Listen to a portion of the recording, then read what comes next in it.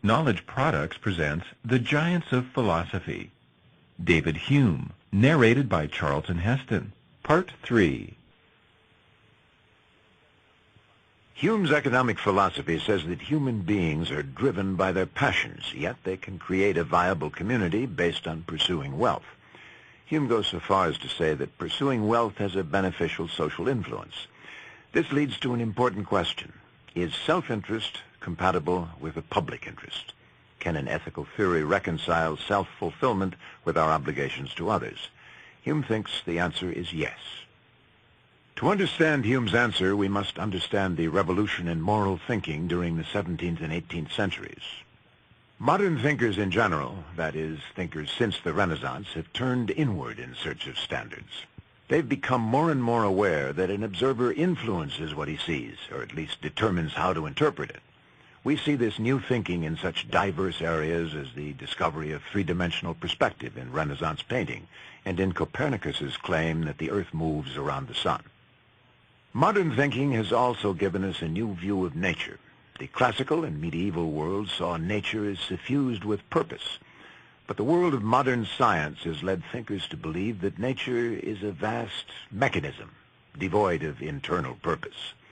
Modern thinkers believed that mankind must now look inward to discover purpose in moral order.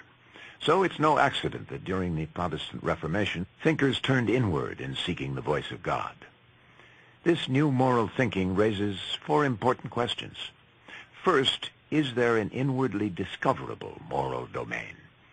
Second, if there is such a domain, how do we find it?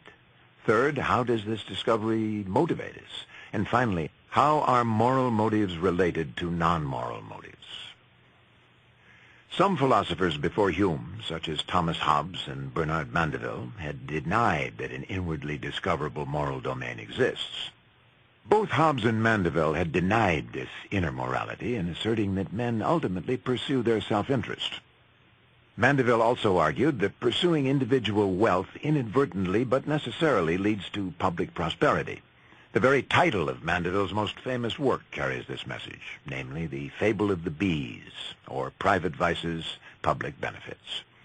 In this work, published in 1714, Mandeville says that the wise legislator will not waste his time preaching to men that they ought to be good. Instead, he'll try to make the pursuit of private interest consistent with the public interest. Although Hume agrees with Mandeville that pursuing private luxury had public benefits, he thinks Mandeville went too far in denying the existence of morality altogether. Those who have denied the reality of moral distinctions may be ranked among the disingenuous disputants. Nor is it conceivable that any human creature could ever seriously believe that all characters were alike entitled to the affection and regard of everyone. Let a man's insensibility be ever so great, he must often be touched with the images of right and wrong. Hume says there is an inescapable moral dimension to human life. The real issue, then, is how to understand it. Among philosophers who took the moral dimension seriously, a second quarrel ensued. When some action or character trait is recognized as good or bad, is that a special act of reason or a special kind of feeling? This is what's meant by the question, what is the source of moral apprehension? Hume sides with those who claim that there is a moral sense, that the act of moral apprehension is a special kind of feeling rather than an act of the intellect. Hume uses the example of crime to deny that we discover morality by reason or intellect. Reason judges either of matter of fact or of relations. Inquire then first, where is that matter of fact which we here call crime? Point it out. Determine the time of its existence. Describe its essence or nature. Explain the sense or faculty to which it discovers itself. It resides in the mind of the person who is ungrateful. He must therefore feel it and be conscious of it. But nothing is there except the passion of ill will or absolute indifference. You cannot say that these of themselves always and in all circumstances are crimes. No, They are only crimes when directed towards persons who have before expressed and displayed goodwill towards us. Consequently, we may infer that the crime of ingratitude is not any particular individual fact, but arises from a complication of circumstances which, being presented to the spectator, excites the sentiment of blame by the particular structure and fabric of his mind. Hume doesn't deny that feelings are influenced by intellectual judgments, but he does deny that reason can totally control our feelings. We already have certain prior feelings, so our judgment can direct only our subsequent feelings. Reason is, and ought only to be, the slave of the passions. Moral perception depends on our attitude and our sensibilities. Let's take, for example, the apprehension of color. To say that something is red is to say that it emits light waves of a certain length, which, if detected by the normal human nervous system under normal lighting conditions, create a certain sensation. If we're not dealing with human beings, or if these human beings are colorblind, or if the lighting conditions aren't taken into account, either a different color or no color will be perceived. Similarly, moral perception cannot exist apart from human sensibilities and judgment.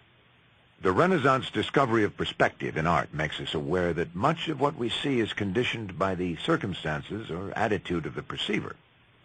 Modern moral philosophy has turned inward in search of standards because modern thinkers are aware of how much our prior attitude changes what we see and how we interpret our experience. Take any action allowed to be vicious, willful murder, for instance. Examine it in all lights, and see if you can find that matter of fact which you call vice. The vice entirely escapes you as long as you consider the object.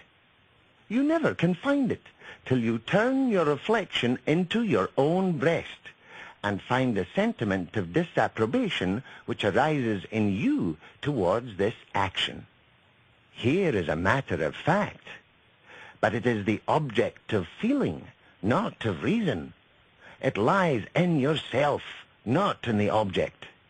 So that when you pronounce any action or character to be vicious, you mean nothing but that from the constitution of your nature, you have a feeling or sentiment of blame from the contemplation of it. Vice and virtue, therefore, may be compared to sounds, colors, which, according to modern philosophy, are not qualities in objects, but perceptions in the mind. A special problem confronts moral theorists like Hume, who say that sentiment is the source of moral apprehension. Is there a way to reach a general agreement, a consensus on our sentiments? Hume responds in two ways. First, he says that our moral response is always from the general social perspective, not a personal one. It is only when a character is considered in general, without reference to our particular interest, that it causes such a feeling or sentiment as denominates it morally good or evil. To use moral language is to invoke a social perspective. By its very nature, this social perspective distinguishes between a purely personal reaction and a reaction that would be shared by others in the same frame of reference. The very nature of language guides us almost infallibly in forming a moral judgment. And as every tongue possesses one set of words which are taken in a good sense and another in the opposite, the least acquaintance with the idiom suffices, without any reasoning to direct us in collecting and arranging the estimable or blamable qualities of men. Many theorists before Hume had argued that moral apprehension is based on reason, that morality is objective. If this is true, then moral apprehension refers to a state of affairs totally independent of our wills, our preferences, or our interests. But Hume denies that moral situations are totally objective, and he has several reasons. One is that if moral situations are totally independent of human perspective, then animals and inanimate objects will have to be morally evaluated just the way people are. Choose any inanimate object, such as an oak or elm, and let us suppose that by the dropping of its seed, it produces a sapling below it, which, springing up by degrees, at last overtops and destroys the parent tree. I ask if, in this instance, there be wanting any relation which is discoverable in patricide or ingratitude. Is not one tree the cause of the other's existence, and the latter the cause of the destruction of the former, in the same manner as when a child murders his parent? The relations are the same. And as their discovery is not in both cases attended with a notion of immorality, it follows that that notion does not arise from such a discovery. Hume tells us the human response is an integral part of what makes a situation moral or immoral. There is no purely objective dimension to moral apprehension. If the only choices in conceiving morality are between pure objectivity and pure subjectivity, then Hume's account of moral apprehension would have to be classified as subjective. But these are not the only choices. There's another sense of objectivity that philosophers call intersubjective. To say that something is intersubjective is to say that all those who share the same perspective will have the same emotional response. As Hume reminds us, this is the way in which we judge color, or beauty, or distance. Hume describes the analogy with the sense of beauty. It is evident a beautiful countenance cannot give so much pleasure when seen at a distance of 20 paces as when it is brought nearer us. We say not, however, that it appears to us less beautiful, because we know what effect it will have in such a position, and by that reflection we correct its momentary appearance. Second, Hume describes the analogy with distance perception. All objects seem to diminish by their distance, but though the appearance of objects to our senses be the original standard by which we judge of them, yet we do not say that they actually diminish by the distance, but correcting the appearance by reflection, arrive at a more constant and established judgment concerning them. But Hume faces a second problem in asserting that sentiment is the source of moral apprehension.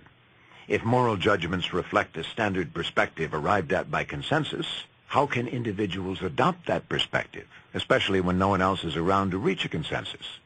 Here, Hume invokes a second important moral doctrine, sympathy. Used here in a rather technical sense, sympathy means the ability to put ourselves into someone else's position, to imagine what that other person feels, and then actually to feel something identical or similar to that feeling. Hume's concept of sympathy is more like what we would call empathy. We may begin with considering anew the nature and force of sympathy.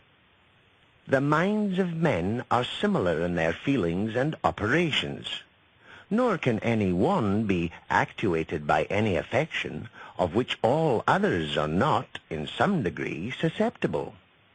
As in strings wound up, the motion of one communicates itself to the rest, so all affections readily pass from one person to another, and beget correspondent movements in every human creature. When I see the effects of passion in the voice and gesture of any person, my mind immediately passes from these effects to their causes, and forms such a lively idea of the passion as is presently converted into the passion itself. This is the end of Part 3. Please download Part 4 to continue.